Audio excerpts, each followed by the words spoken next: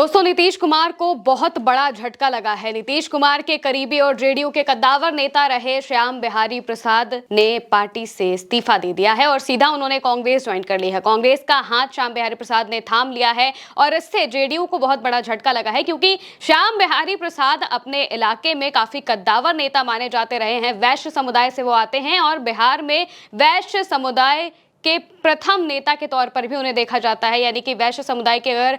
Representation की बात आती है तो श्याम बिहारी प्रसाद का नाम जरूर आता है। अब श्याम बिहारी प्रसाद ने जेडीयू का साथ छोड़ दिया है और कांग्रेस का हाथ थाम लिया है और इससे नीतीश कुमार को बेहद घाटा होने वाला है। नीतीश कुमार लगातार परेशान होते जा रहे हैं। उनकी पार्टी के नेता एक के बाद एक पार्टियां छोड़ रहे हैं। वहीं इससे पहले भी नीतीश कुमार की पार्टी से एक नेता ने इस्तीफा दिया था, उससे पहले दो नेताओं ने इस्तीफा दिया था। कोई जनसुराज में जा रहा है तो कोई कांग्रेस में जा रहा है और इस वजह से नीतीश कुमार बेहद परेशान हो गए हैं। दोस्तों, जेडीयू की स्थिति इस वक्त बिहार में ऐसी हो गई है कि चुनाव से पहले ही पार्टी में इतनी ज्यादा दिक्कतें आ रही हैं कि वहां पर अब नेता भी पार्टी से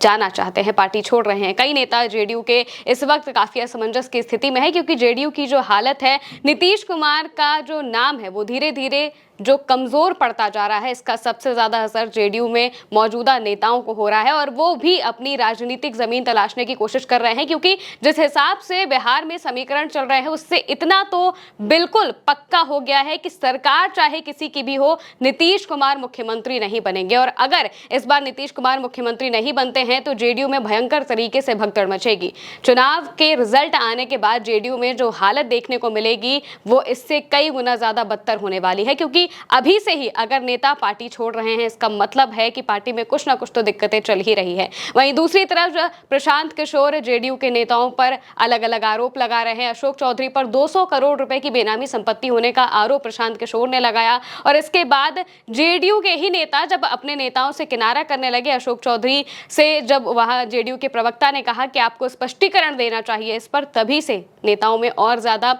अब कहा जाए तो इनसिक्योरिटी पैदा हो गई है कि जेडीयू अब अपने नेताओं का साथ नहीं दे पा रही है। अशोक चौधरी नीतीश के बेहद करीबी नेता हुआ करते थे और अगर उनका साथ पार्टी नहीं दे रही है, इसका मतलब है कि जेडीयू में बहुत कुछ गड़बड़ें चल रही हैं। वहीं दूसरी तरफ नीतीश कुमार भी कोशिश कर रहे हैं एनडीए को मनाने की, ताकि उनको सीटें ठीक ठाक मिल जाएं और उनके नाम पर ही चुनाव लड़ा जाए, नीतीश कुमार के नाम पर ही, उनके नेतृत्व में ही चुनाव लड़ा जाए। इसकी कोशिशें बार बार नीतीश कुमार कर रहे हैं, लेकिन जिस तरीके से उनकी हालत है, बिहार में जो एक पूरा नैरेटिव बन गया है नीतीश कुमार को लेकर कि उनकी तबीयत ठीक नहीं चल रही है, इस वजह से भी जेडीयू को बहुत ज्यादा नुकसान पड़ रहा है और अब श्याम बिहारी प्रसाद ने जेडीयू का साथ छोड़ दिया है। अब अगर श्याम बिहारी प्रसाद की बात करें तो वैश्य समुदाय बिहार में करीब 2.32% है। उनका जो अगर आधिकारिक आंकड़ों की बात करें तो 2.32% के हैं। चंपारण के इलाके में नरकटिया विधानसभा क्षेत्र से वो कई बार विधायक रह चुके हैं। फिलहाल वो पूर्व विधायक है, लेकिन जितनी बार भी वो विधायक बने हैं, इससे पता चलता है कि उनके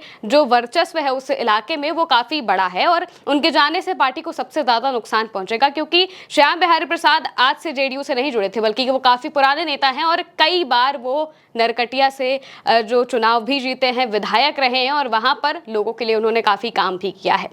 बीते कुछ वक्त से वो चुनाव हार रहे थे और इस वजह से भी वो अपनी जो राजनीतिक जमीन है वो तलाशने की कोशिश कर रहे थे और अब वो कांग्रेस में जा चुके हैं और कांग्रेस की तरफ से ऐसा कहा जा रहा है, ऐसा जो जमीनी जो सोर्सेस हैं उनके हिसाब से अगर माना जाए तो कांग्रेस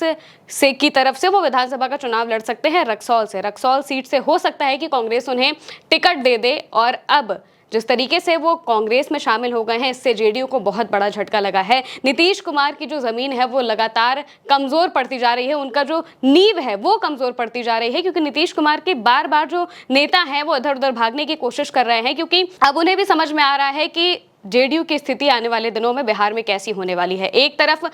तेजस्वी यादव और राहुल गांधी मिलकर जिस तरीके से महागठबंधन मिलकर बिहार में जो जमीन पर उतरकर लोगों को अपनी अपनी बातें बता रहा है, जो हुजूम तेजस्वी की रैलियों में देखने को मिल रहा है, उनकी बातों में जो बातें निकलकर सामने आती हैं, तेजस्वी जिस तरीके से बात करते हैं, बिहार के लिए बात करते हैं, बिहार के लोगों के लिए बात करते हैं, कांग्रेस के भी जब नेता बात करते हैं तो वो जमीनी हकीकत के बारे में बात करते हैं और यही चीजें बिहार के लोगों को इस वक्त सबसे ज्यादा पसंद आ रही है, क्योंकि जमीनी हकीकत बिहार में जो है वो इस वक्त काफी ज्यादा खराब है। छात्रों को पीटा जाता है, लोगों को नौकरियां नहीं मिल रही हैं, बाढ़ की वजह से लोग बुरी तरीके से त्रस्त है, 3-3, 4-4 महीने से वो अपने घरों से दूर हैं, उन्हें कोई भी सुविधा नहीं मिल पा रही है। और ये सारी चीज़ें देखी जाएँ तो कलेक्टिवली इससे बिहार में जो एक एंटी इनकम्बेंसी है वो पूरी तरीके से बन गई है नीतीश कुमार के खिलाफ। इस वजह से ही नीतीश के नेता अब बार-बार इधर-उधर भागने की कोशिश कर रहे हैं और तभी श्याम बिहारी प्रसाद भी हो सकता है कि उन्होंने भी जेडीयू का हाथ छोड़ दिया है। और एक और बात कि जिस वक्त श्याम बिहारी प्रसाद ने प्रदेश अध्यक्ष को अपना इस्तीफा भेजा, उस वक्त नरकटिया में ही कार्यकर्ताओं से नीतीश कुमार